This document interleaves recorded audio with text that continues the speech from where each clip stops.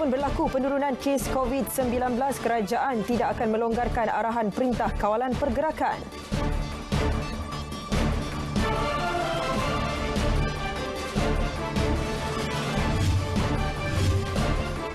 $1.5 juta permohonan air lestari KWSP telah diluluskan melibatkan pengeluaran RM702 juta.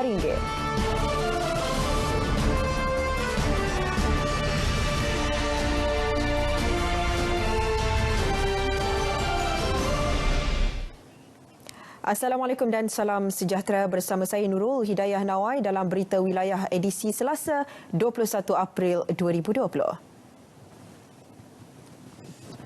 Kita mulakan dengan perkembangan. Kerajaan tidak akan melonggarkan arahan dalam Perintah Kawalan Pergerakan PKP meski kes baharu COVID-19 dalam negara mencatat angka 2 digit sejak beberapa hari lalu. Menteri Kanan Keselamatan Datuk Seri Ismail Sabri Yaakob berkata, keputusan itu dibuat bagi mengekang penularan virus berkenaan dalam komuniti yang dikhawatiri berisiko meningkatkan kembali jumlah kes baharu.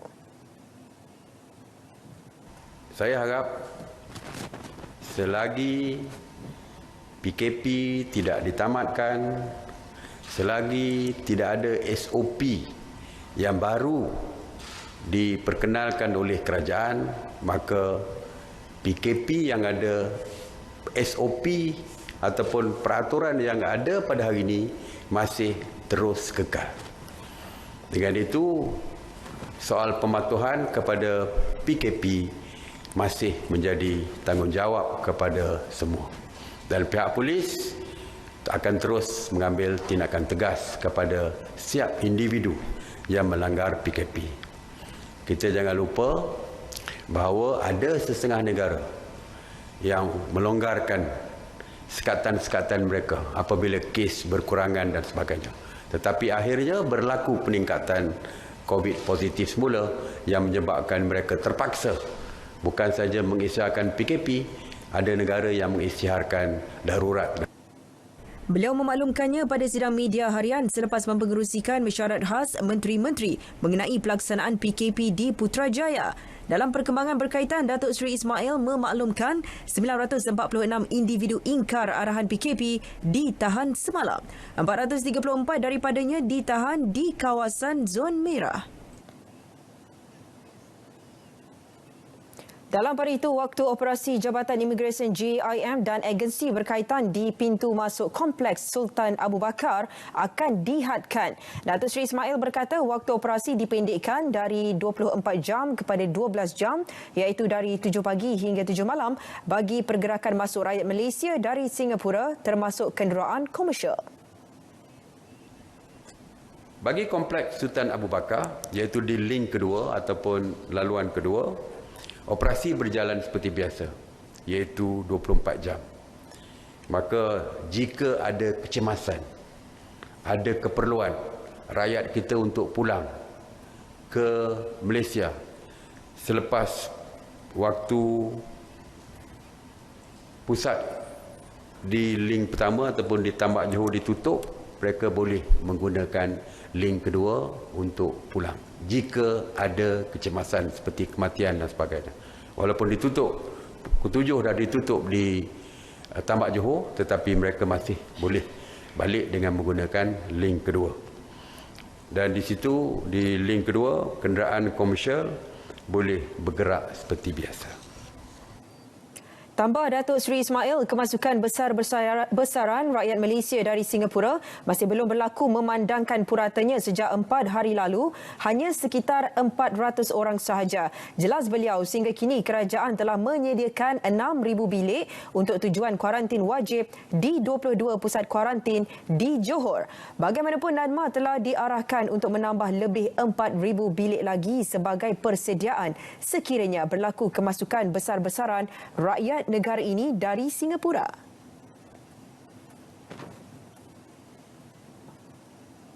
Sehingga 17 April, sebanyak 1.5 juta permohonan air lestari kumpulan wang simpanan pekerja KWSP telah diluluskan. Ia melibatkan pengeluaran sebanyak RM702 bagi bulan Mei dan Menteri Kewangan Tengku Datuk Seri Zafrul Tengku Abdul Aziz berkata jumlah berkenaan adalah daripada keseluruhan 2.8 juta permohonan. Pada masa yang sama, 6 daripada 10 langkah utama dalam pakej prihatin yang bernilai RM180 bilion telah bermula, iaitu moratorium, air lestari, BPN dan subsidi upah. Saya ingin memaklumkan bahawa perkhidmatan nasihat majikan ataupun Employer Advisory Services di bawah KWSP akan dibuka untuk permohonan mulai 24 April 2020. Antara perkhidmatan yang ditawarkan adalah untuk PKS yang layak untuk menangguhkan caruman majikan KWSP. Saya berharap majikan akan mendapat sokongan yang sewajarnya daripada KWSP demi kelangsungan perniagaan. Melalui permohonan air lestari yang dianggarkan berjumlah RM40 bilion, pencarum KWSP boleh memilih untuk mengeluarkan RM500 sebulan selama 12 bulan daripada akaun 2 bagi meringankan beban yang dihadapi. Beliau berkata demikian dalam perkongsian laporan kedua pencapaian prihatin oleh unit laksana di laman Facebook beliau. Dalam pada itu, fasa kedua pembayaran bantuan prihatin nasional BPN dijangka bermula pada bulan Mei 2020. Jelas Tengku Datuk Seri Zafrul, ia termasuk permohonan baharu dan rayuan untuk bantuan tersebut. Jelas beliau, sebanyak 3 juta permohonan baharu dan rayuan telah diterima setakat 20 April lalu. Pegawai Lembaga Hasil Negeri kini dalam proses mengesah dan menyemak maklumat dengan segera. Sehingga 19 April 2020, 480 juta telah dikredit ke dalam akaun bank 1.2 juta penerima BPN golongan berpendapatan sederhana M40. Bagi fasa pertama BPN, lebih RM5.2 bilion telah dibayar kepada 7.6 juta penerima.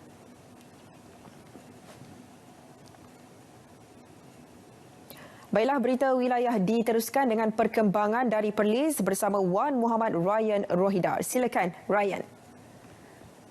Terima kasih rakan penyampai di Angkasa Puri. Ular menyusur akar, tidak akan hilang bisanya.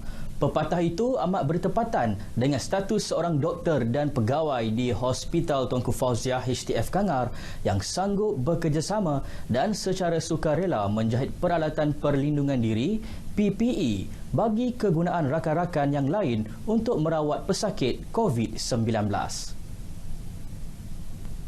Dengan berbekalkan kemahiran, sukarelawan HTF itu berjaya menyediakan PPE bermula dari penyediaan bahan dengan kos hasil sumbangan kaki tangan. Bagi kalangan doktor pakar, apa yang boleh dilakukannya lebih kepada membantu rakan-rakan sejawat memperolehi peralatan yang sempurna dalam menjalankan tugas. Lebih menarik, dengan buatan sendiri PPE, mereka berupaya mengubah suai mengikut saiz si pemakai demi keselesaan semasa bertugas. Semacam satu keluarga lah, sebab bila kita buat DIY ni kita tidak mengira pangkat. Maksudnya semua akan ada tugas masing-masing. Okay, orang ni buat benda ni, orang ni buat benda ni, mengikut kepakaran yang mereka ada, dan kita tidak ada paksaan. Semua yang datang hanyalah sukarelawan. Buat semua ni dengan ikhlas hati, dan saya rasa yang inilah satu-satunya peluang untuk saya tamat pahala, buat projek pahala, ya. Sebab disaster ni jarang berlaku. Biasanya berlaku banjir pun seminggu, 2 minggu dah habis. Kita dah back to normal work. Tapi kali ni disaster yang lebih lama, dan saya rasa perlukan lebih banyak komitmen. Setakat ini, pasukan sukarelawan HTF telah menjahit lebih 1,000 pasang pelindung kasut, 700 tudung dan lebih 100 jubah yang telah pun diguna pakai oleh Jabatan Kawalan Infeksi HTF. Dalam perkembangan lain, unit transfusi darah HTF Kangar menjalankan program derma darah bagi menampung keperluan sepanjang tempoh penguatkuasaan Perintah Kawalan Pergerakan. Ia berlangsung 5 hari sejak semalam hingga Jumaat ini. Bekalan darah di HTF ketika ini adalah mencukupi dan berada pada tahap selamat. Bagaimanapun, jelas pakar perubatan transfusi Jabatan Patologi HTF, Dr. Wan Nur Falah Wan Yahya, stok bekalan masih diperlukan bagi menghadapi sebarang kes kecemasan dan menjelangnya Ramadan. Kita perlu buat temu janji dulu. Bila sampai di kaunter, kita ada kaunter tambahan. Sebelum ni tak ada kaunter tu, sekarang kita ada kaunter saringan di mana kita akan melakukan pemeriksaan suhu dan juga ada soalan-soalan saringan tambahan yang berkaitan dengan COVID-19 lah yang kita akan tanya di situ. Dan bila penderma tu melepasi kaunter saringan, baru kita bagi mereka untuk mengisi borang derma darah yang biasa tu. Dan teruskan menderma lah buat hemoglobin, lepas tu pemeriksaan doktor dan mendermalah sekiranya layak. Beliau ditemui pada program derma darah anjuran unit transfusi darah HTF dengan kerjasama Persatuan Bulan Sabit Merah Daerah Padang Besar di Kangar. Sepanjang Januari hingga Mac lalu, sebanyak 2,150 pek darah berjaya diperoleh, manakala bagi tempoh PKP pula sebanyak 486 pek darah. Bilangan penderma darah yang dijangka sebanyak lebih kurang dalam 50 orang. Kita target sehari 10 orang, jadi 20 hingga 24, bermakna kita dapat 50 orang. Kempen derma darah ni untuk kegunaan hospital lah. Kita support unit transfusi hospital untuk kita menderma kepada yang memerlukan. 20. Ini kali yang ke-20. Dia ni first time lah kau derma darah ni. Bila kau pergi buat check-in, doktor kata bolehlah derma darah ni akan kira dia lulus lah kan. Unit transfusi darah HTF memerlukan lebih 700 beg darah setiap bulan dan keperluan ini berdasarkan jumlah penggunaan untuk pelbagai kes sepanjang tahun lalu di antara 6 hingga lebih 7,000 beg darah. Tahanan PKP dan banduan baharu yang dihantar ke Pusat Koreksional Gua Nangka Arau diwajibkan menjalani saringan kesihatan terlebih dahulu sebelum ditempatkan ke dalam pusat berkenaan. Ia merupakan langkah keselamatan wajib bagi mengelak berlaku penularan COVID-19 kepada banduan lain. Pengarah Pusat Koreksional Perlis, Penolong Komisioner Penjara Hamid Tahar berkata, kesemua tahanan PKP bermula 18 Mei diasingkan dan ditempatkan di dalam satu sel. Kita akan buat sanitasi kepada setiap banduan yang masuk. Yang mana setiap banduan ataupun remang ataupun tahanan yang masuknya kita akan buat sanitasi di pintu besar. Bukan di dalam pintu besar, di pintu besar. Yang mana proses itu akan dilaksanakan melalui dua kaedah. Satu kaedah melalui terowong lah. Dan satu lagi kaedah melalui pekapong semburan madang tu. Pusat Koreksional Perlis menerima tahanan baharu hampir setiap hari yang dihantar dari Kubang Pasu, Langkawi dan Perlis. Manakala lebih 100 tahanan yang ingkar PKP telah diterima sepanjang pelaksanaannya. Laporan tadi mengakhiri lintas langsung berita wilayah dari RTM Perlis. Terima kasih kerana anda terus berada di rumah. Kami bekerja untuk sampaikan maklumat kepada anda. Assalamualaikum dan salam sejahtera. Baik, terima kasih Ryan langsung dari Perlis. Baik saudara, seterusnya kita ke Pulau Pinang bersama rakan penyampai Rizauddin Roslan. Silakan Rizauddin. Baiklah, terima kasih rakan penyampai di Angkasa Puri. Langkah awal pencegahan COVID-19 adalah sangat penting. Berikutan itu, Penjara Reman Pulau Pinang turut mengambil langkah melakukan sanitasi di seluruh premis walaupun tiada kes direkodkan dalam kalangan penghuninya. Pengarahnya Teh Hok Su berkata aspek kesihatan dan keselamatan penghuni serta kaki tangan menjadi keutamaan.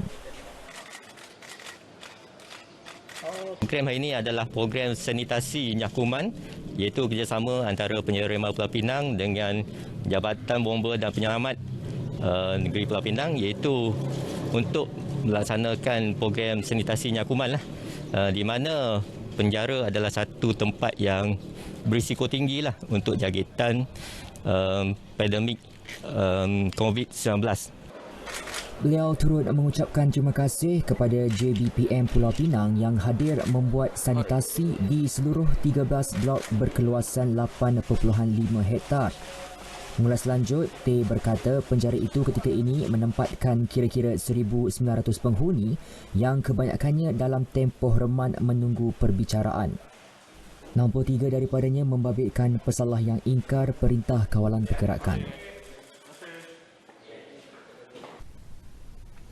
Universiti Teknologi Mahara UiTM kini giat menghasilkan pelindung muka dan cecair pembasmi kuman untuk diedarkan kepada petugas Barisan Harapan. Rektor UiTM Cawangan Pulau Pinang, Profesor Madya Dr. Muhammad Hisbani Muhammad Hashim berkata peralatan itu dihasilkan oleh kaki tangan UiTM, pensyarah serta pelajar dari Fakulti Kejuruteraan Kimia dan Mekanikal.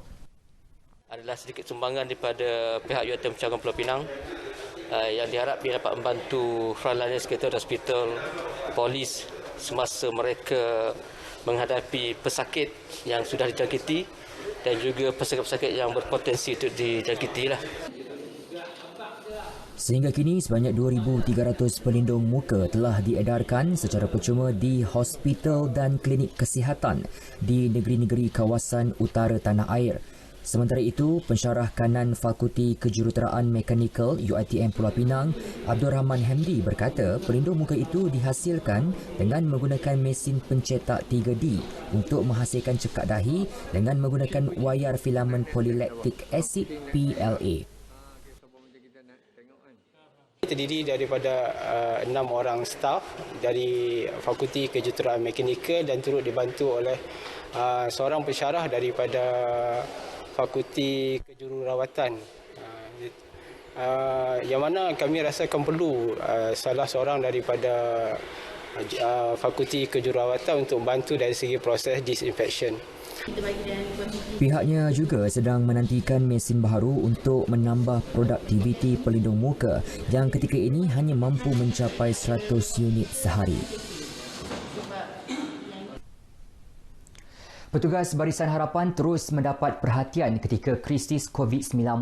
Terbaru, Jabatan Penyiaran Pulau Pinang bersama Kelab Abang Kole Ping Family menyumbangkan kira-kira 200 set makan malam kepada petugas di sekitar daerah Timur Laut dan Barat Daya. Menurut penyampai radio Mutiara FM, Syaiful Izham, sumbangan makanan itu hasil dana yang dikumpul dalam kalangan kaki tangan Jabatan Penyiaran Pulau Pinang dan Kelab Kole Ping yang merupakan kelab peminat beliau sendiri. Di mana apa yang kita dapat adalah sebanyak 220 kotak untuk diberikan kepada frontline kita bertugas sebanyak 220 orang, di mana 110 kotak kita edarkan ke kawasan Barat Daya dan 110 kotak lagi kita edarkan ke kawasan Timur Laut untuk diagihkan.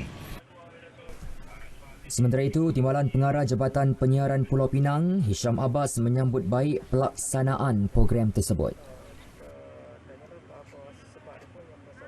Tiang Pulau Pinang mengucapkan terima kasih dengan NGO Abang Kole Ping Family kerana telah bersama-sama untuk menjayakan program memberi sumbangan makanan malam kepada pihak petugas-petugas di frontliner. Paparan itu mengakhiri sumbangan berita dari Pulau Mutiara. Untuk anda yang berada di rumah, teruskan stay at home dan patuh PKP. Kembali kepada rakan tugas di Angkasa Puri, silakan. Baik, terima kasih Rizauddin langsung dari Pulau Pinang. Baik saudara, bagi mengetahui keadaan cuaca semasa di seluruh negara, kita bersama Pegawai Meteorologi Rashdam Amirul. Silakan Rashdam. Assalamualaikum dan salam hormat kepada semua penonton. Kita mulakan informasi cuaca pada petang ini dengan melihat kepada carta angin semasa. Dapat diperhatikan ketika ini angin masih lagi bertiup dari timur laut menuju ke semenanjung Malaysia dengan kelajuan yang agak sederhana sekitar 20 hingga 30 km sejam. Namun demikian dapat diperhatikan juga ketika ini terdapat penumpuan angin di bahagian pedalaman semenanjung Malaysia termasuklah di sekitar bahagian Kuching, dinding, pedalaman kapit dan juga limbang, yang mana keadaan ini adalah amat kondusif untuk pembentukan kelompok awan hujan di kawasan-kawasan berkenaan. Hal ini dapat kita perhatikan dengan lebih jelas lagi di mana buat waktu ini hujan lebat kini sedang berlaku di 1-2 tempat melibatkan hampir ke semua kawasan di semenanjung Malaysia kecuali di Perlis, Kelantan dan juga Terengganu, dan kami jangkakan keadaan lembap yang sedang berlaku ketika ini boleh berlanjutan sehingga ke lewat petang nanti. Bagi tinjauan cuaca semasa di Sabah dan Sarawak pula dapat diperhatikan ketika ini hujan lebat kini sedang berlaku di 1-2 tempat melibatkan bahagian Sandakan di Sabah, termasuklah di hampir ke semua bahagian di Sarawak ketika ini, dan kami jangkakan keadaan ini juga boleh berlanjutan sehingga ke lewat petang nanti. Baiklah, sekian sahaja informasi cuaca pada petang ini. Sebelum berpisah, kita ikuti tinjauan cuaca bagi bandar-bandar utama di Malaysia untuk malam nanti. Sekian, Assalamualaikum.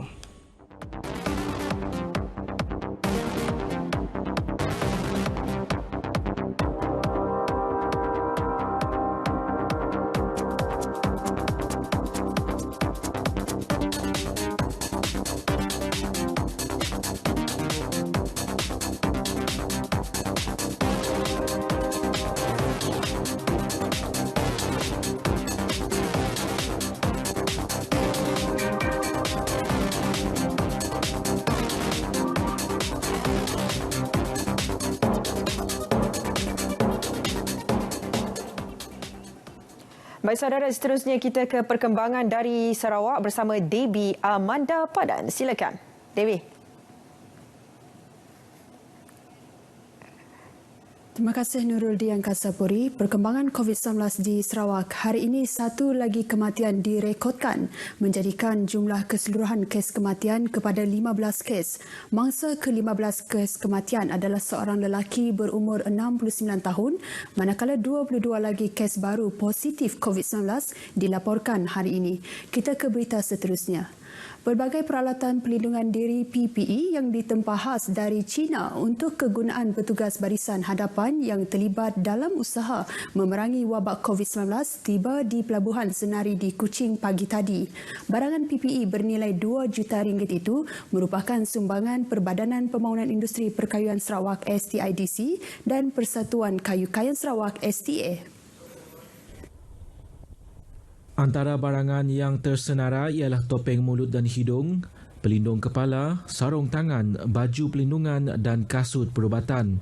Ketibaan PPE yang dimuat dalam 2 kontena tersebut disaksikan Timbalan Ketua Menteri Dato' Amar Awang Tengah Ali Hassan dan Menteri Muda Pembangunan Usahawan dan Perusahaan Kecil dan Sederhana Dato' Muhammad Naruddin Majais. And these PPEs and testing kit will be delivered to the General Hospital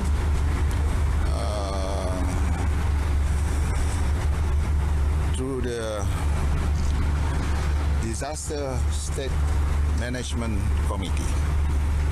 We can do it the latest by tomorrow. We have to do the repacking. It's got a big volume, so hopefully we can deliver it by tomorrow. Kesemua barangan PPE tersebut akan dibungkus semula untuk diserahkan kepada Jabatan Kesihatan Negeri mulai esok. Seramai 93 orang yang mengingkari Perintah Kawalan Pergerakan PKP telah ditahan di seluruh negeri dalam tempoh 24 jam lepas. Ini menjadikan jumlah keseluruhan tangkapan individu yang mengingkari PKP sejak 18 Mac lepas seramai 1,328 orang. Timbalan Pesuruhjaya Polis Sarawak, Datuk Dev Kumar menerusi kenyataan media mendedahkan tangkapan tertinggi bermula 8 pagi semalam hingga 8 pagi tadi dilakukan di daerah Sibu, membabitkan 33 orang, diikuti Kuching 25 orang, Simunjan 18 orang dan Miri 5 orang.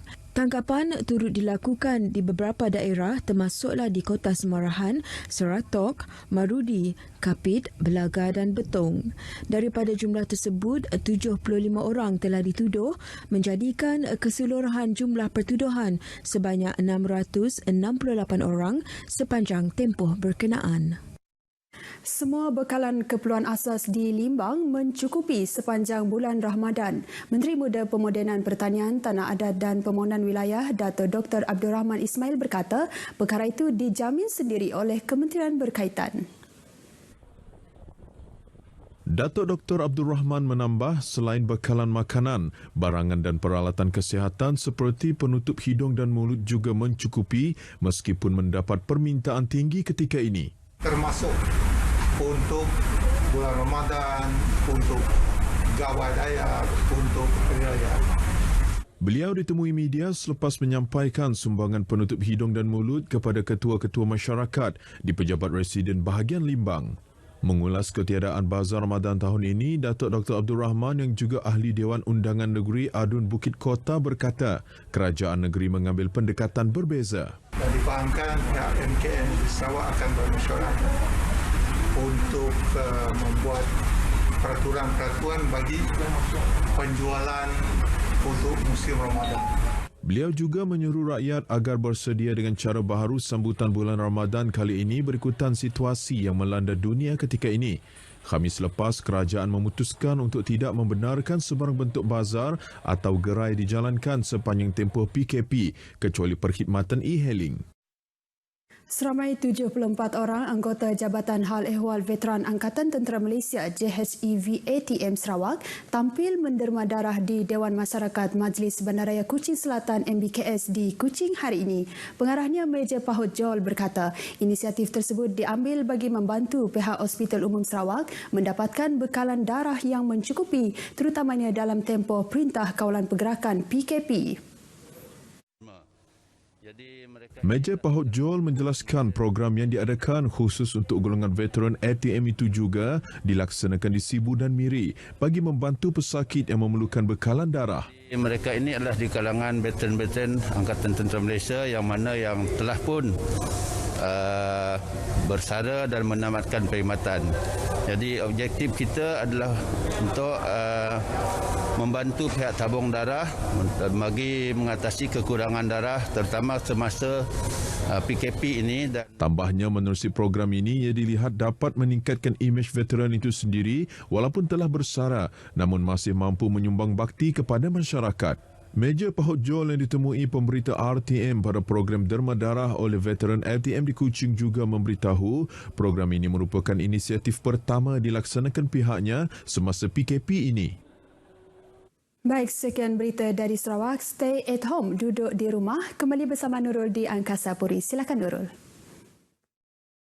Baik, saudara, kita ke perkembangan seterusnya penyampaian bantuan Ramadan. Sumbangan Yayasan Sultan Kelantan diteruskan tahun ini kepada rakyat memerlukan khususnya ketika mereka berdepan dengan krisis COVID-19 dan Perintah Kawalan Pergerakan.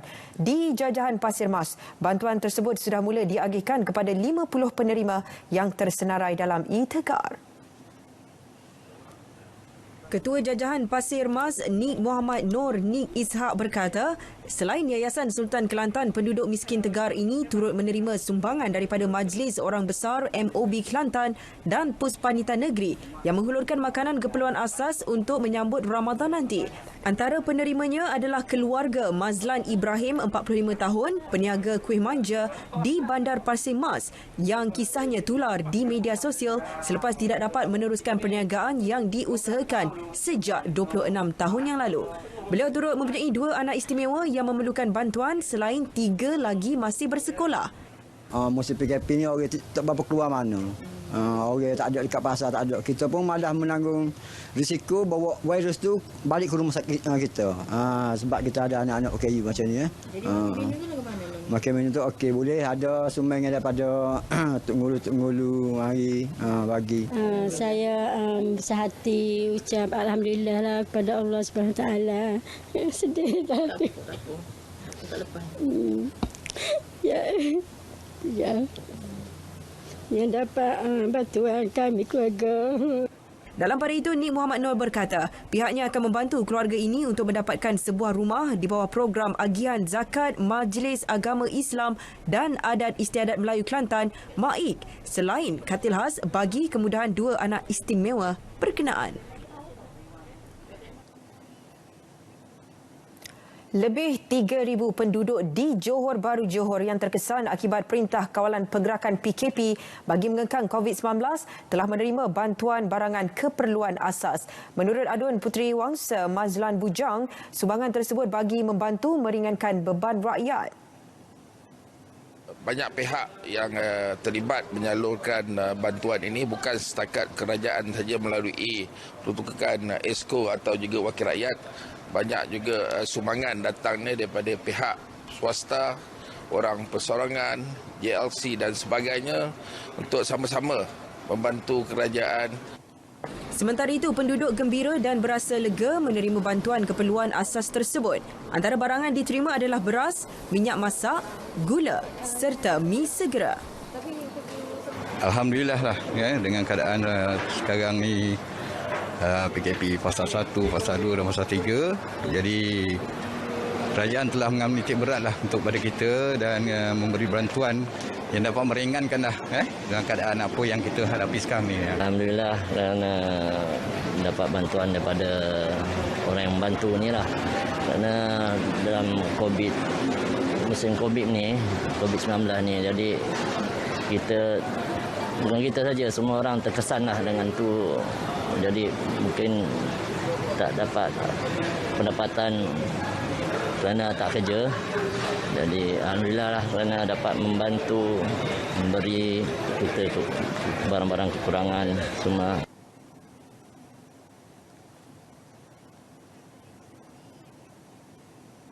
Lebih 10,000 penduduk di Pulau Pinang dan Kedah yang terjejas semasa PKP telah menerima lebih 70 tan metrik sayur-sayuran dan buah-buahan.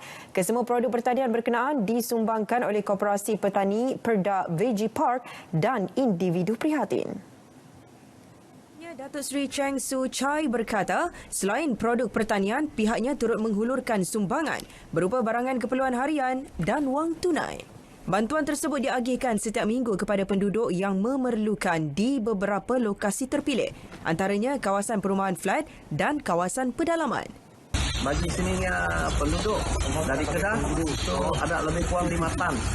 So bagi mereka, sampai keluar PPP sana, so boleh dengan kerajaan yang dekat di rumah, kita Selain itu, sumbangan itu dapat mengelak masalah lambakan hasil sayur-sayuran di samping membantu para petani menjual produk keluaran mereka sekaligus meraih pendapatan yang sedikit terjejas semasa PKP.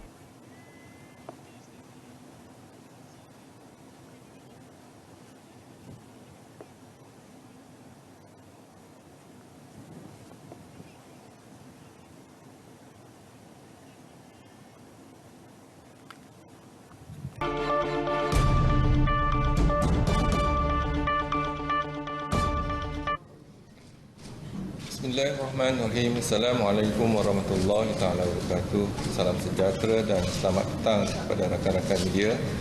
Berdiri sebaris dengan saya adalah Datuk Dr. Rohaizat, Dr. Nohayati Rosli, Datuk Dr. Chong Ki Kiong dan Dr. Hisham Shah.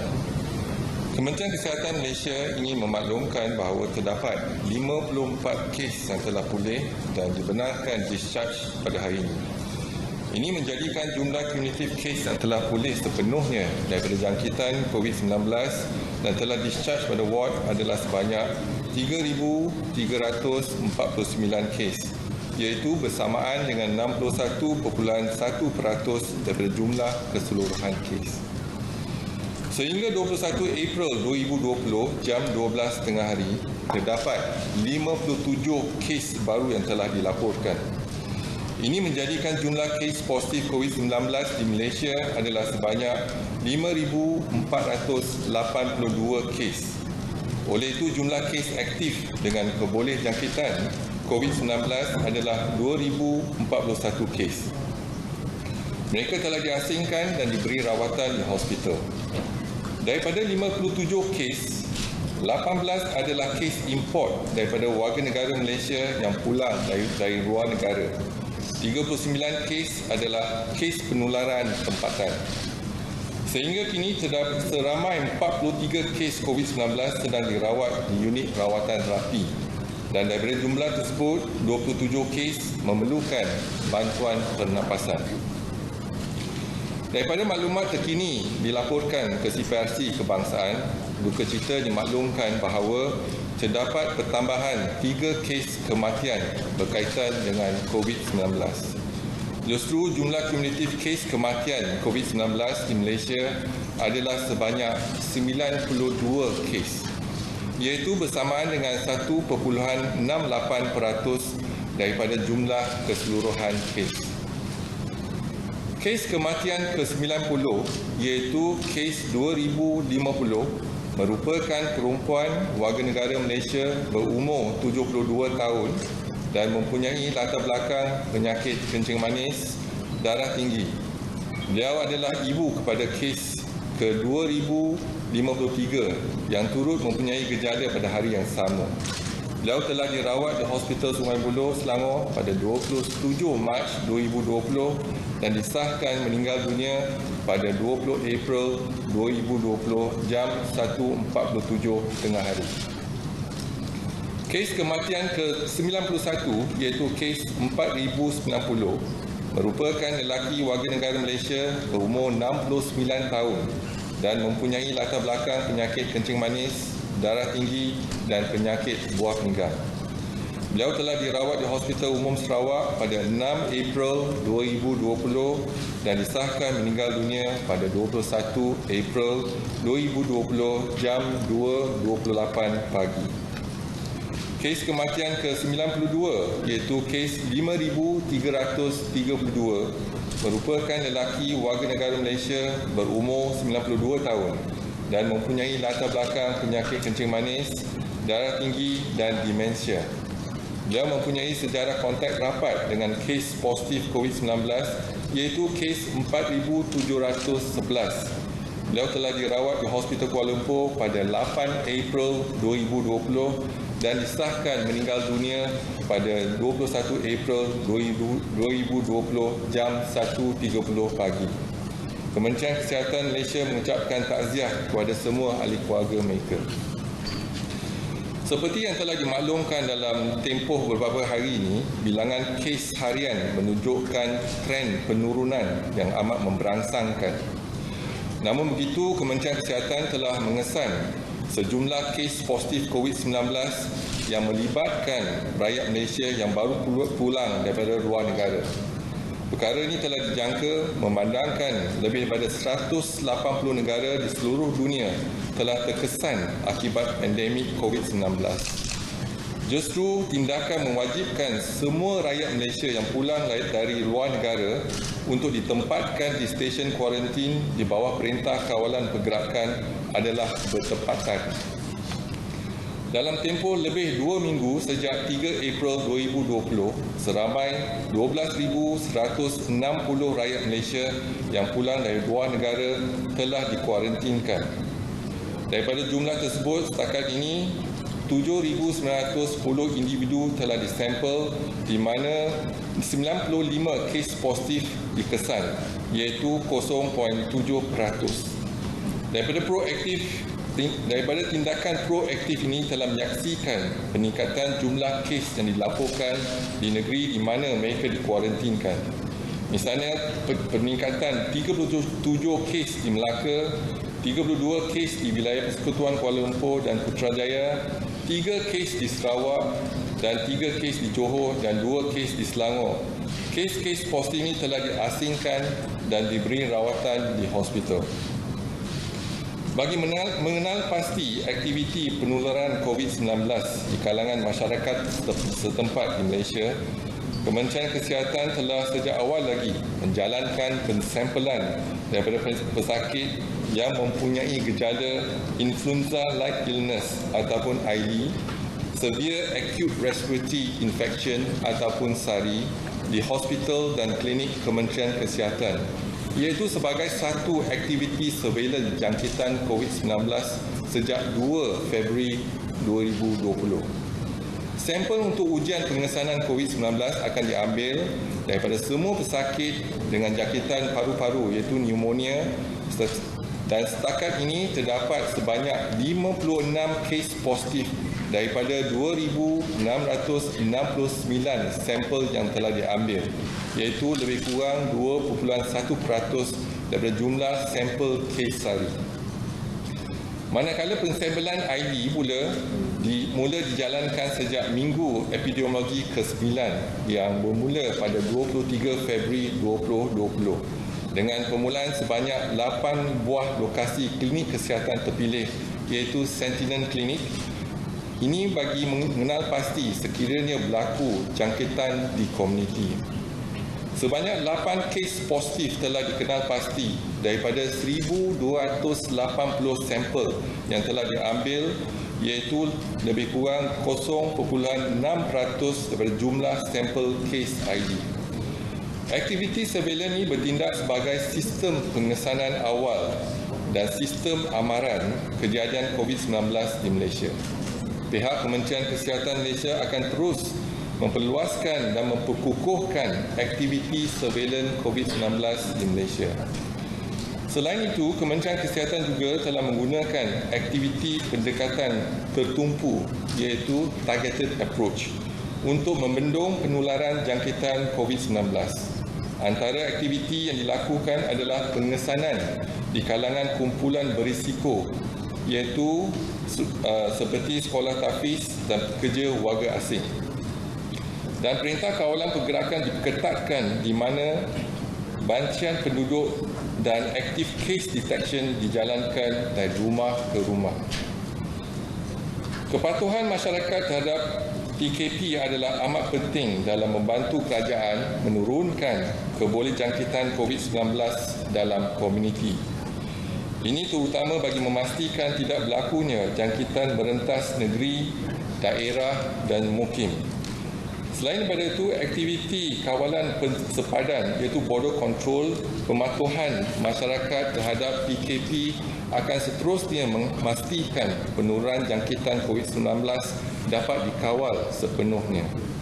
Rakyat Malaysia juga dinasihatkan agar terus mengamalkan tahap kebersihan yang optimum pada setiap masa seperti kerap mencuci tangan dengan menggunakan air dan sabun serta mengamalkan jarak sosial yang selamat sekurang-kurangnya 1 meter daripada orang lain. Dan saya teruskan dengan memberi maklumat mengenai kluster pelajar tahfiz. Kita telah kenal pasti 13,223 kluster pelajar tahfiz yang mana saringan telah dijalankan dan sampel telah diambil untuk 4,618 pelajar tahfiz. Dan kes yang positif adalah 298 iaitu bersamaan dengan 6.5%. Iaitu tahfiz yang melibatkan lebih kurang 200 madrasah. Dan juga maklumat terkini mengenai kluster perhimpunan di Masjid Sri Petaling dan bilangan sampel yang diambil adalah 27,522 dan bilangan yang positif adalah 1,963. Dan seterusnya laporan PKPD iaitu COVID-19 di Malaysia dan ingin dimaklumkan tiada pertambahan kes di Bandar Baru Ibrahim Majid, kekal dengan jumlah kes 183. Lain-lain lokaliti di luar Bandar Baru Ibrahim Majid juga tiada pertambahan kes, kekal dengan jumlah kes 39. Di Kampung Sungai Lui tiada pertambahan kes, kekal dengan 131. Di Kampung Bukan Sungai Lui juga tiada pertambahan kes iaitu kekal dengan 315. Di Menara City One tiada pertambahan kes, kekal dengan jumlah 40. Di Malayan Mansion tiada pertambahan kes, kekal dengan 4. Di Selangor Mansion ada pertambahan 1 kes menjadikan jumlah terkini iaitu 85 kes.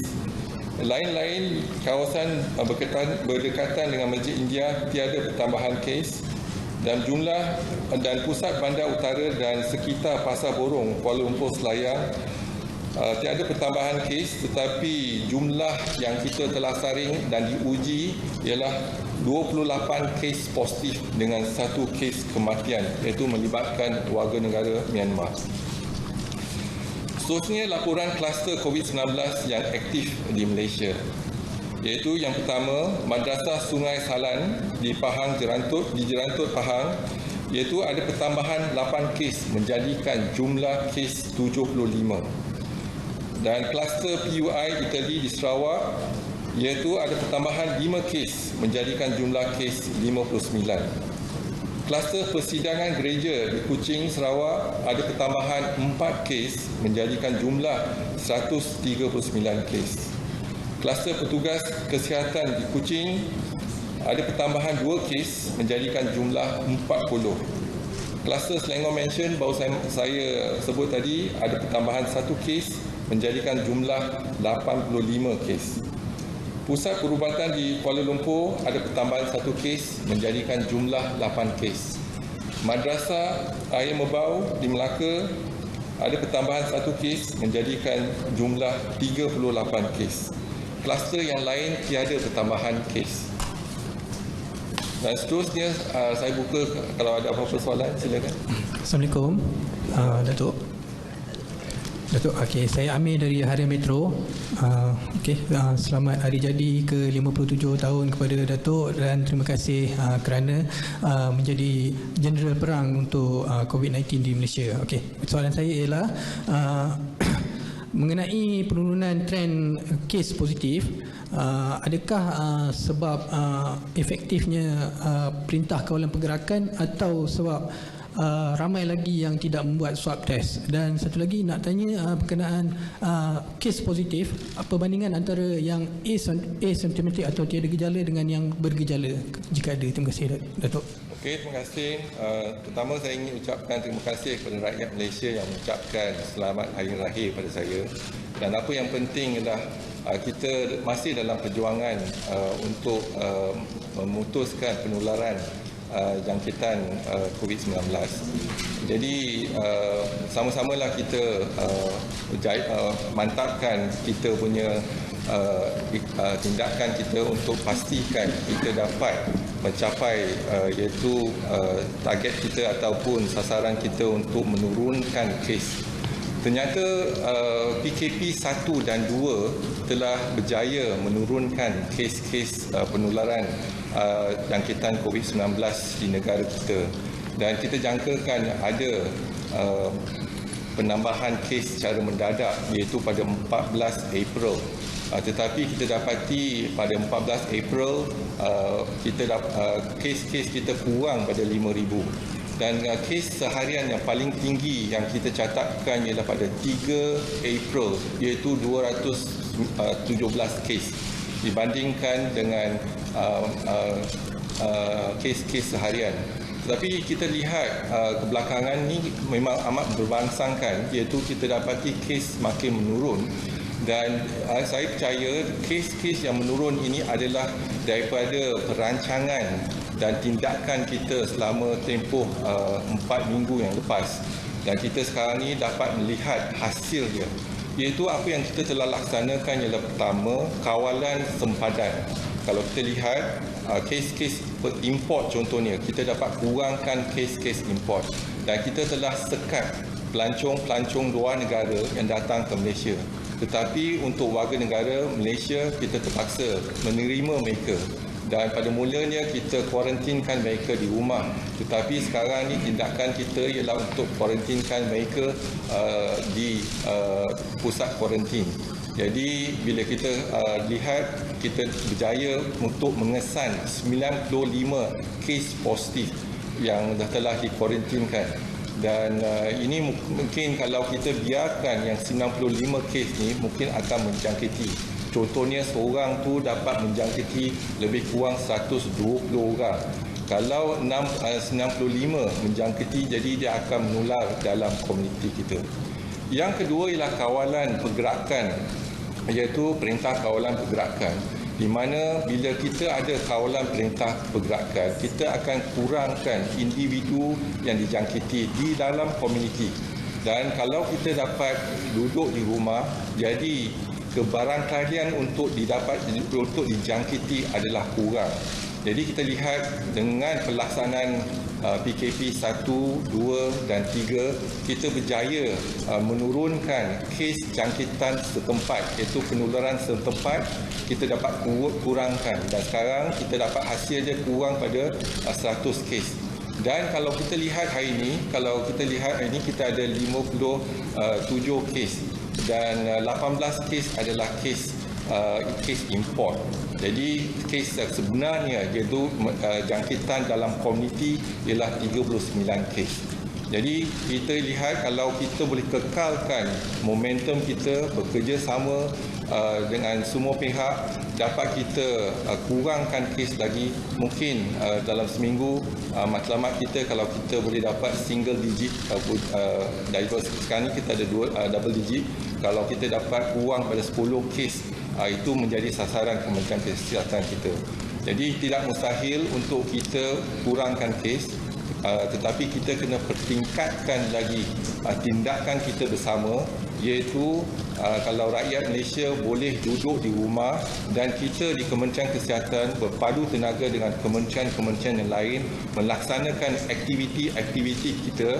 Contohnya kita ada PKPD, iaitu di kawasan-kawasan yang lokasi-lokasi yang kita syaki, dan kita mengambil tindakan iaitu active case detection, dan kita akan sampel mereka yang positif dan diasingkan. Kalau boleh kita laksanakan, insya-Allah kita boleh turunkan kes kurang pada 10. Tetapi bergantung pada rakyat Malaysia dan juga tindakan barisan hadapan Kementerian Kesihatan, PDRM, Angkatan Tentera, Immigration dan sebagainya. Datuk, good afternoon. Ishwari from Malay Mail. Firstly, happy birthday. May you continue to lead us in times of need. Also, Datuk, I have two questions. Firstly, could you explain if the advice which you gave previously about, there is no need for everyone to wear masks and whatnot, would you be revising that? Because, if the asymptomatic patients, what if they develop symptoms? How are we going to identify this as fast as we can unless there is a first barrier protection? And how are we going to reconcile this with the continued advice to only wear a mask when it's necessary? That's one. And just to link to that, also, do you think it is wise to send students home even after the MCO is lifted? Because classes are going to start. If for them to go back and come back, there's going to create a lot of traffic, and obviously there's not going to be a social distancing observation there. And also, researchers at the Center for Evidence-Based Medicine found that children and young adults could be asymptomatic, but there is not yet a single reliable study to determine the number of asymptomatic people. The true extent of the coronavirus pandemic can only likely be confirmed with a population-based antibody testing. So with all this, how are we going to manage it, especially when it comes to asymptomatic cases? Thank you very much. Okay, thank you very much. First, with regards to the mask, so we said in the past we follow the guidelines of WHO, whereby if you have symptoms, please wear the mask. Or if you if you are in the public, for example, you're treating patients, and obviously we encourage you to put a mask. It's a must to use the mask. But if you're in the public, it's optional. That means we are not making it mandatory, but we encourage you to put on a mask if in the public. But it's not a mandatory. So if you have no symptom, but what's more important is to make sure that it's a social distancing. That means we look into the three things, the 3 C's. One, avoid in a confined space, number one. Second, avoid crowded places. And third, when you have a conversation, make sure a distance at least 1 meter away. So this is a precaution. But if it's optional, those who want to wear the mask, it's up to them. But the guideline, if we make a policy that everyone is mandatory to wear a mask, so this is optional. But if you expose to the public more, then perhaps that's the reason why you need to wear the mask. So I think that's. Then the next question with regards to the MCO, and when looking into the possibilities of the students, we do know that some of our students, for example, in universities, they have been quarantined in the universities, for example. They have been there for the last 4 weeks. What's more important is that a scheduled planning for them. to go back to their hometown, because how long do you want to put them in a university, for example? So they have been there for 4 weeks, for example, and there's no cluster among the university students, and we can actually screen them and they can go back to the home. But more importantly, we should not repeat the mistake in terms of home rush, for example. So at least a plan, strategic planning of how they can go back to their own hometown, etc. So I think we are doing that, and together with the MKN. So that's with regards to the university student. So, and third is regards to the population base. Yes, we know that it's symptomatic, but this is a new virus, so we need to learn a lot about this new virus, the behavior of the virus, whether the response of antibody. Today, we realize that even though you have a response of antibody, in other illness or other diseases, you get protection. Here, you do not have a protection yet. So that's the reason why we realized that, asymptomatic patient, for example, we were the first to detect asymptomatic patient. As I told you, the first case, first, second, third, and fourth case that we detected, cases that we detected from the index case from Singapore, they were asymptomatic. But because they have a contact positive with the index case, so close contact, the chances of them positive is about 31%, 30%. So that's very high. So that's why when we screen for temperature, for example, there's patient under investigation. That means they have symptoms or they have a close contact or asymptomatic. But now the question is, they have no close contact and they have no symptoms. And what about asymptomatic in the community? The answer is we don't know, unless we do a study to screen one community, for example, we test the antibody or antigen of the community, then only we can see the response. If it's antibody, then perhaps it takes about to look into the community in terms of the response. IgM respond about 5 days onwards, IgG about a week later. So I think this is the two methods to measure whether the person has been exposed. So I think this is, again, when they are asymptomatic, the question is whether can they transmit the infection to others. So again, we need to fall back on data, whether there's enough data to show that asymptomatic patient can actually transmit the disease. So this is something that, again, we have conflicting reports. But what's more important is that we do know when they have symptoms, that is the time that the infection can occur. That means they can transmit to one person to another, especially they have the symptoms of sneezing or even coughing, and etc. So that the virus load at that point of time will be the highest. Asymptomatic, perhaps they may have virus, but whether they can transmit the infection to others is still to be studied and then to be proven. Datuk Eji, satu soalan. Media laporkan Indonesia larang rakyat mereka untuk bergerak pulang waktu bulan Ramadan nanti. Jadi bagi KKM, mungkin ada cadangan atau saranan kepada pihak kerajaan, kabinet dan MKN untuk laksanakan cadangan yang sama seperti di Indonesia kepada negara lah.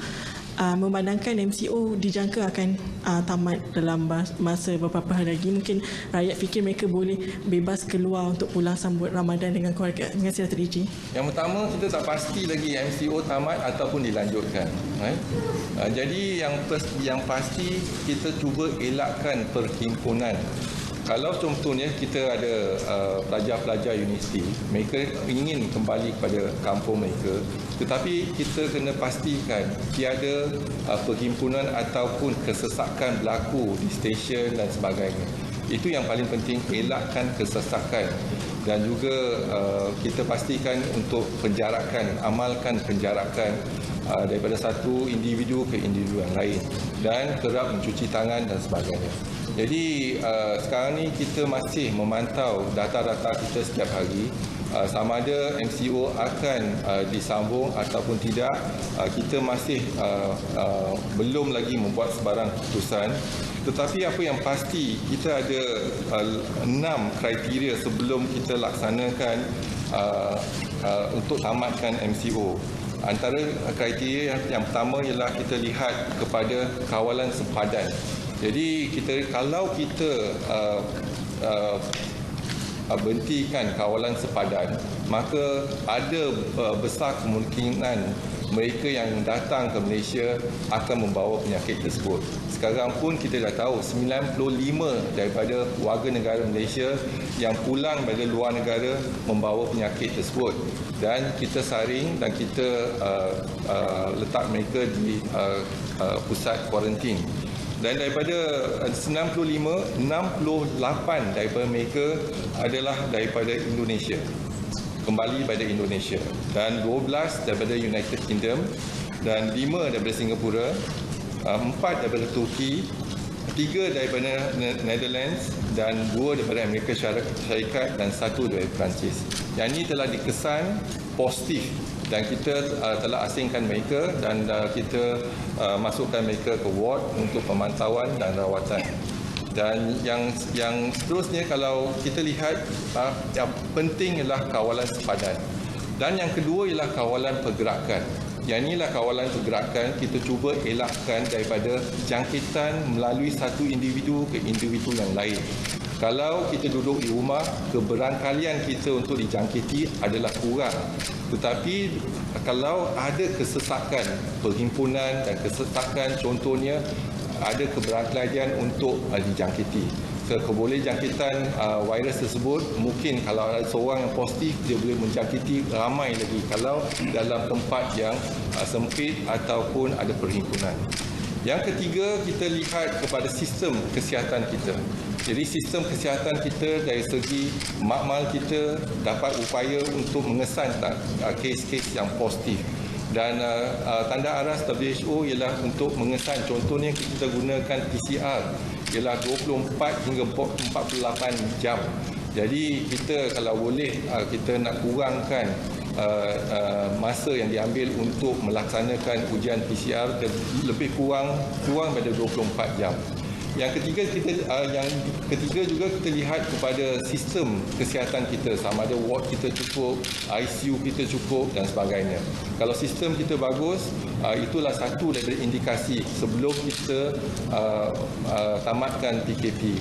Dan yang keempat, kita perlu melaksanakan tindakan-tindakan kita untuk melindungi mereka yang berisiko tinggi. Contohnya mereka yang berusia, mereka yang OKU, mereka yang dapat rawatan kemoterapi, dan mereka yang ada penyakit komorbiditi dan sebagainya. Itu tindakan yang keempat. Jadi yang satu kawalan sepadan, yang dua ialah kawalan pergerakan, yang ketiga sistem kesihatan, yang keempat melindungi. Yang kelima ialah di mana rakyat bersama dengan kita kena amalkan norma-norma yang baru, iaitu contohnya penjarakan, cuci tangan dan elakkan perhimpunan. Dan yang keenam yang paling penting ialah kita kena melihat bagaimana kita dapat kenal pasti kawasan dan juga mendapatkan komuniti bersama dengan Kementerian Kesihatan untuk melaksanakan langkah-langkah pencegahan dalam komuniti tersebut. Yang inilah 6 kriteria ataupun strategik ataupun rangka yang kita ada, dan rangka ini perlu diamalkan oleh setiap kementerian, setiap jabatan untuk melihat bagaimana kita boleh orang kata soft landing untuk exit strategy. Dan jadi kita masih dalam peringkat perbincangan, iaitu ini hanya rangka tetapi perbincangan dari segi pelaksanaan. Datuk, Aisyah from Bernama. Saya ada 2 soalan. Dilaporkan hari ini terdapat 5 kes jangkitan semula COVID-19 di Sabah selepas follow-up test atau saringan semula. Jadi, adakah KKM memantau 3,349 kes yang telah pulih dan sudah discharge? Adakah KKM akan buat follow-up test? Dan soalan kedua, Singapura menjadi negara yang mempunyai jumlah kes positif tertinggi di Asia selepas Indonesia berpunca daripada pekerja asing.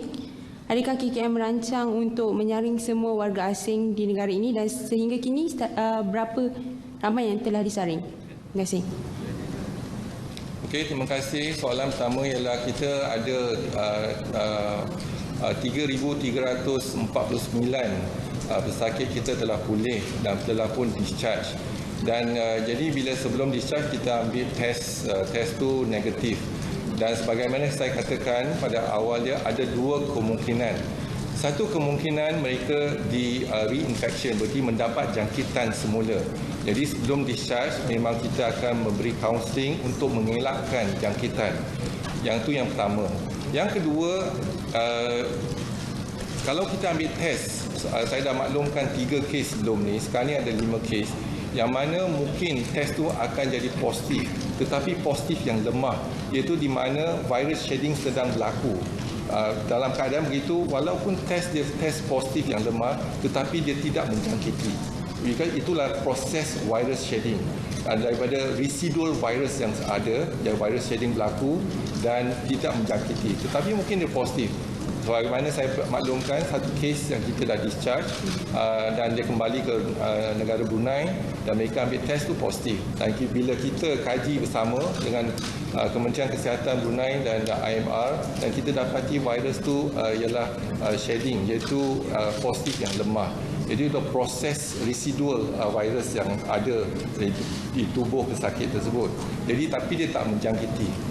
Ada kemungkinan sama ada dijangkiti, sepatutnya orang dah pulih, dia ada antibody. Tetapi sekarang ni dalam kertas penyidikan tak ada data yang menunjukkan antibody itu dapat melindungi seseorang tu daripada dijangkiti semula setakat ni. Dan yang kedua, warga asing memang kita lihat dari segi kita belajar daripada di negara jiran kita, iaitu penularan di kalangan warga asing. Jadi tindakan kita di Malaysia ialah kita lihat kepada targeted approach. Iaitu sasaran kita ialah lokasi dan juga kumpulan-kumpulan yang berisiko tinggi. Contohnya jemaah tabligh berisiko tinggi sebab ada perhimpunan, dan perhimpunan tersebut kita dapati ada penularan virus COVID-19. Dan juga sekarang ni kita pasti ada di kalangan pelajar-pelajar tahfiz juga positif, iaitu lebih kurang 6%, dan untuk jemaah tabligh 7%. Dan juga kalau close contact dengan yang mereka yang positif ialah 30%. Jadi kalau ada kluster ataupun kematian di suatu kawasan melibatkan satu kumpulan yang berisiko, contohnya pekerja bukan warga negara Malaysia. Dan kita dapati sebelum ni kita melaksanakan 2064 ujian, dan kita dapati yang positif ialah 28 kes positif di kalangan mereka di Pasar Borong Kuala Lumpur. Dan ada satu kematian, iaitu warga negara Myanmar berumur 36 tahun, datang ke Hospital Selayang, sesak nafas, tak boleh nafas, dan pesakit itu datang dari peringkat yang lewat, keempat ataupun kelima. Dan walaupun diberi rawatan yang terbaik dan intubasi atau intubation, ventilation, tapi pesakit tersebut meninggal. Jadi bila ada pesakit meninggal dan case detection ada 28 case di kawasan Pasar Borong Kuala Lumpur, jadi kita mengambil tindakan enhance MCO di kawasan tersebut supaya kita dapat pastikan kita saring kes-kes yang positif, targeted approach dalam kawasan tersebut dan juga kumpulan sasaran tersebut. Datuk Rafidah dari Berita Harian. Saya ada 3 soalan. Satu, hari ini WHO memberi amaran bahawa musibah bakal terjadi berhubung COVID. Susulan tindakan beberapa negara mula melonggarkan peraturan khusus bagi membasmi pandemik itu, dan ia juga cakap tanggungjawab memerangi penularan wabak ni wajar dilihat dalam peringkat lebih besar seperti serantau serta dunia. Jadi kita tahu ada negara jiran kita juga masih mencatatkan peningkatan kes positif. Soalan dia, apa perancangan dan langkah yang sedang ataupun sedia ada, terutama dalam memastikan negara kita terus selamat dari segi cross border, dan juga bentuk kerjasama serantau dan antarabangsa yang perlu kita ambil dalam memerangi COVID secara kolektif. Kemudian saya nak tahu keperluan peniaga Ibaza mengambil suntikan typhoid, sebab sekarang ni ada juga peniaga Ibaza ni mungkin yang bukan peniaga yang biasa melakukan perniagaan kan. And then penularan denggi yang sekarang ni macam kurang diberikan perhatian oleh masyarakat kerana mereka lebih takutkan COVID daripada denggi. Okey, terima kasih atas soalan tersebut. Jadi tadi saya telah menyebut tentang langkah-langkah 6 langkah yang patut kita ambil sebelum kita pertimbangkan untuk menamatkan PKP. Jadi yang 2 langkah yang paling penting ialah satu ialah kawalan sempadan. Jadi kes-kes import kita dapat kawal. Kalau kita tak ada kawalan sempadan, kes-kes import boleh membawa virus tersebut ke negara kita. Jadi sekarang ni kita kena ketatkan kes-kes kawalan sempadan. Yang kedua ialah kawalan pergerakan di mana kita nak kurangkan jangkitan kuman, iaitu keboleh jangkitan kuman. Sekarang ni kita ada 2041 kes yang keboleh jangkitan tu iaitu kes yang positif, keboleh jangkitan tu tinggi. Jadi kita ada kes keboleh jangkitan tetapi kita kena sekat daripada virus ni menjangkiti orang ramai. Contohnya kalau kita duduk di rumah, walaupun kita ada kes, kita sekarang ni kes 2041 kita akan asingkan mereka di hospital, kita pastikan mereka tak menjangkiti orang lain, individu-individu yang lain. Jadi tindakan tu penting untuk kita kurangkan kes. Sebelum kita pertimbangkan untuk tamatkan PKP, kita kena lihat keboleh jangkitan kes yang kita ada. Sekarang ni ialah 2041 kes. Jadi kita harap kita boleh kurangkan keboleh jangkitan kes dan mereka boleh dipulihkan dan jadi negatif. Sekarang ni positif, jadi ujian dia jadi negatif. Kalau kita boleh kawal, maksud dia ada satu pertimbangan untuk kita pertimbangan untuk tamatkan PKP ialah kawalan sempadan dan juga kawalan penularan COVID-19 di kalangan komuniti. Itu 2 penting. Yang ketiga, mungkin kita tak boleh ubah sistem kita perkasakan, memantapkan sistem kita, iaitu hospital COVID kita, ICU kita, ventilator dan sebagainya. Kita boleh perkasakan kita atau mantapkan kita punya sistem.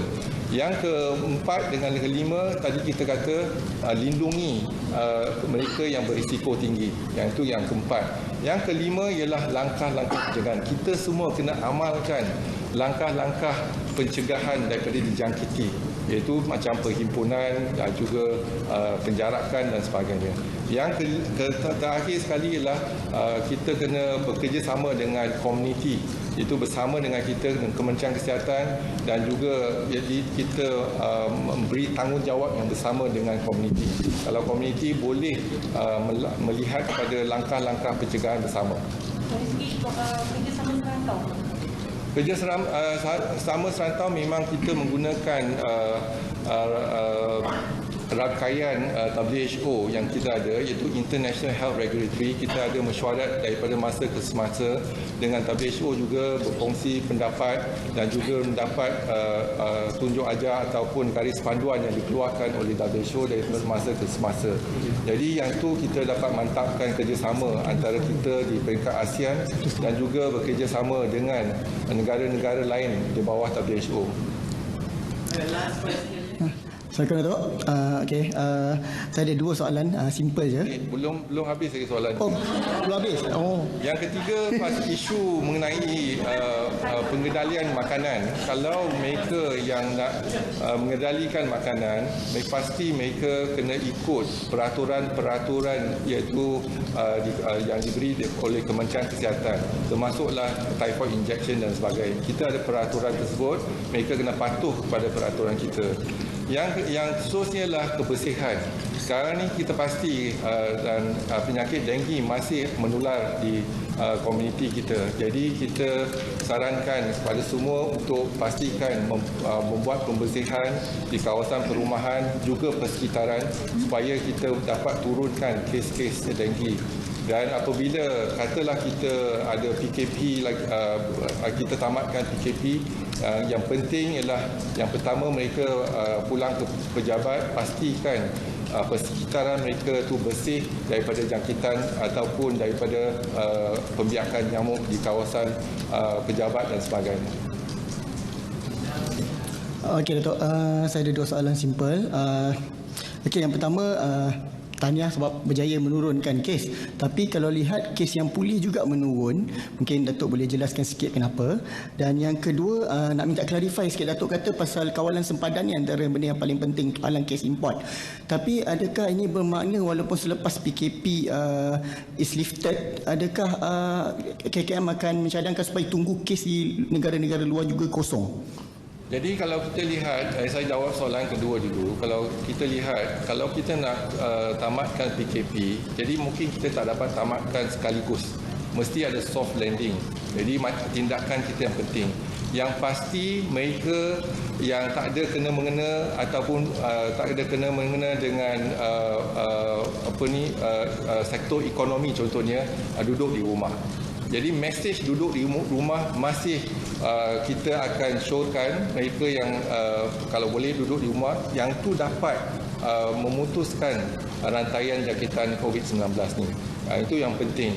Jadi kita lihat sekarang ni, hari ini memang betul kes tu, penurunan kes yang discharge tu 54. Tetapi pesakit-pesakit masih dipantau di hospital Kementerian Kesihatan, dan apabila mereka cukup tempoh 14 hari, kita akan mengambil ujian. Sekali lagi, kalau negatif baru kita izinkan pesakit tersebut untuk pulang. Tetapi kalau positif, kita tak boleh discharge pesakit tersebut. Jadi ada yang pesakit yang mengambil tempoh 14 hari, ada yang lebih kurang, ada yang sampai 20 hari pun. Jadi yang pasti kalau positif, kita tak boleh discharge pesakit tersebut. Berbeza dengan negara-negara lain, mereka yang positif tetapi tak ada gejala, mereka yang positif ada gejala ringan, mereka tak dimasukkan ke ward tetapi dinasihatkan untuk duduk di rumah. Tapi kita kes positif kita ambil, kita masukkan ke hospital dan kita pantau di hospital. Dan kita juga memberi rawatan-rawatan kepada pesakit-pesakit tersebut. Yang balik ke kes import di airport. Ya, kes yang import memang kita akan buat saringan. Jadi saringan kita penting. Sekarang ni kita lihat pada saringan kita dapat mengesan 95 kes import, iaitu yang warga negara Malaysia. Tetapi warga negara lain kita tak benarkan mereka masuk ke negara kita sebab kita dah ada sekatan kat situ. Soalan saya macam selepas PKP tu, adakah akan nasihatkan supaya kita terus tutup border kita? Yang tu kita akan bincangkan dari segi untuk kepastian bagaimana kita dapat mengesan mereka yang datang ke negara kita yang tak ada virus. Itu yang penting. Jadi kalau kita ada kaedah penyiasatan yang bagus yang dapat mengesan mereka tak ada virus, itu tak ada masalah. Tapi kalau kita tak dapat mengesan mereka, jadi kita kena kuarantinkan mereka untuk tempoh 14 hari. Okey, terima kasih. Thank you.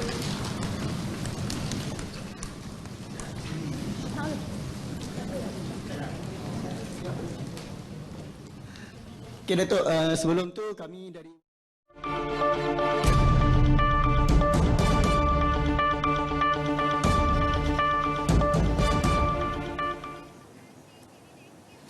Baik saudara, itu dia tadi sidang media harian COVID-19 langsung dari Putrajaya bersama Ketua Pengarah Kesihatan Datuk Dr. Noor Hisham Abdullah.